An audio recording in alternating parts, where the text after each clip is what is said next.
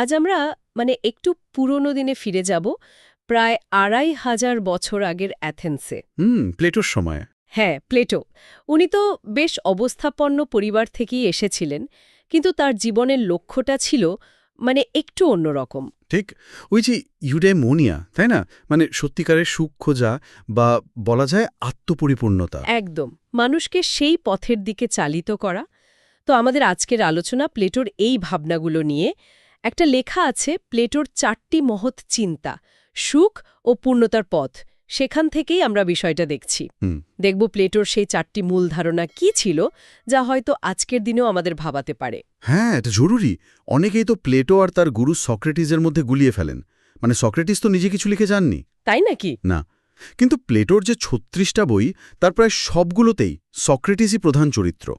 তবে প্লেটোর লক্ষ্য কিন্তু শুধু তত্ত্ব আলোচনা ছিল না, উনি জীবনের বাস্তব উন্নতি চাইতেন। তাহলে চলুন আর দেরি না করে প্লেটোর সেই ৪টি ধারণার গভীরে যাই। দেখা যাক এগুলো আমাদের ব্যক্তিগত জীবন বা সমাজকে কিভাবে আরও ভালো করতে পারে। প্রথম যে বিষয়টা, সেটা হলো গভীরভাবে চিন্তা করা। ব্যাপারটা ঠিক কি? আসলে প্লেটোর সময়েও আজকের মতোই অবস্থা অনেকটা। মানুষজন চলতি ধারণা, বা যেটাকে প্লেটো বলতেন ডক্সা, সেটার পেছনেই ছুটত। যেমন?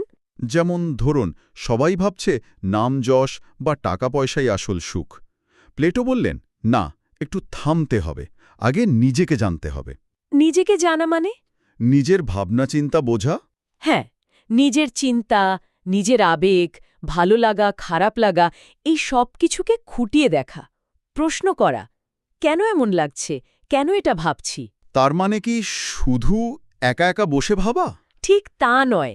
প্লেটো অনুভূতিগুলোকে তুলনা করেছেন লাগাম ছাড়া বুনো ঘোড়ার সাথে। এদের তো নিয়ন্ত্রণ করতে হবে, তাই না? তা তো বটেই। তো এই নিজেকে জানার প্রক্রিয়াটা একা একা করা যায়, আবার এমন বন্ধুর সাথেও আলোচনা করা যায় যেখানে লক্ষ্যটা জেতা নয়, বরং নিজেদের ভাবনাটাকে আরও পরিষ্কার করাই আসল উদ্দেশ্য। ও আচ্ছা, এটাই কি সেই বিখ্যাত সক্রেটিসীয় আলোচনা পদ্ধতি? একদম, যুক্তির মাধ্যমে ধাপে ধাপে সত্যের কাছাকাছি পৌঁছানোর চেষ্টা করা। বেশ। আচ্ছা, নিজেকে জানার পর প্লেটো কি মানুষের আপসী সম্পর্ক, ভালোবাসা, এইসব নিয়ে কিছু বলেছেন? অবশ্যই বলেছেন। এটাই প্লেটোর দ্বিতীয় গুরুত্বপূর্ণ ধারণা, ভালোবাসা এবং পরিবর্তন। পরিবর্তন? ভালোবাসার সাথে পরিবর্তন কিভাবে জুড়ে আছে? প্লেটোর বিখ্যাত বই দ্য সিম্পোজিয়াম, সেখানে উনি দেখিয়েছেন আসল ভালোবাসা মানে শুধু কাউকে সে যেমন আছে তেমন মেনে নেওয়া নয়। ও, তাহলে কি? বরং সঙ্গীর যে ভালো গুণগুলো আছে সেগুলো দেখে মুগ্ধ হওয়া, আর শুধু মুগ্ধ হওয়াই নয়, সেই গুণগুলো নিজের মধ্যেও ফুটিয়ে তোলার চেষ্টা করা। বাহ!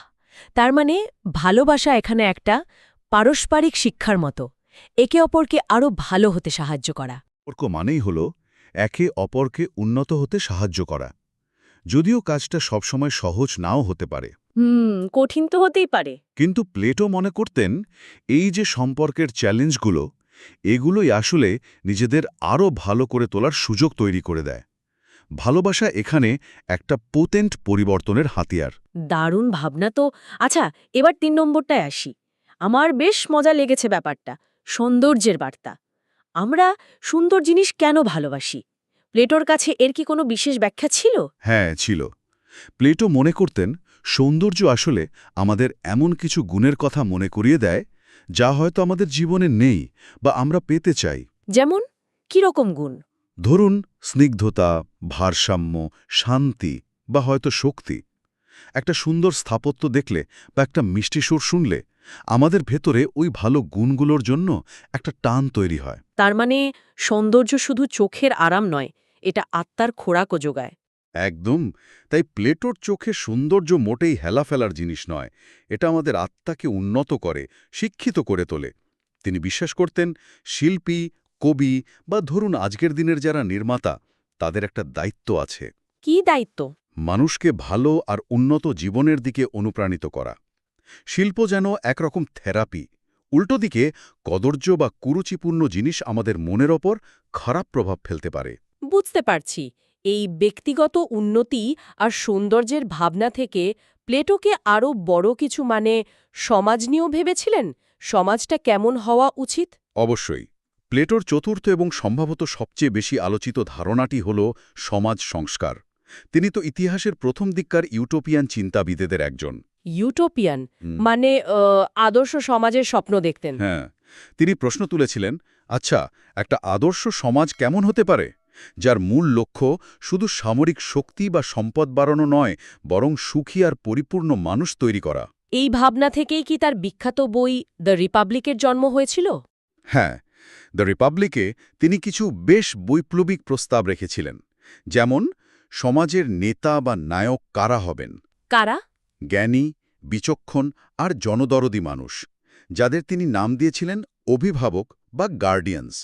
শুধু ধনী বা বংশমর্যাদায় বড় এমন লোক নয়। ইন্টারেস্টিং। তিনি এমনকি গণতন্ত্র নিয়েও কিন্তু প্রশ্ন তুলেছিলেন। গণতন্ত্র নিয়ে প্রশ্ন, সেটা আবার কেন? প্লেটোর একটা ভয় ছিল। তিনি ভাবতেন, মানুষ যদি যথেষ্ট না ভেবে চিনতে বা ধরুন শুধু কে বেশি জনপ্রিয় এই দেখে ভোট দেয়, তাহলে তো অযোগ্য নেতৃত্ব ক্ষমতায় চলে আসতে পারে। এটা তো একটা ভাবনার বিষয়।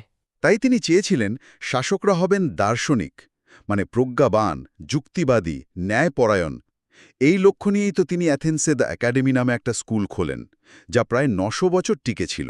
৯০০ বছর? হ্যাঁ, তার ওই বিখ্যাত কথাটা তো আছেই, যতদিন না দার্শনিকরা রাজা হচ্ছেন অথবা রাজারা দর্শন লাভ করছেন, ততদিন রাষ্ট্রের দুর্দশা ঘুচবে না। সত্যিই অসাধারণ।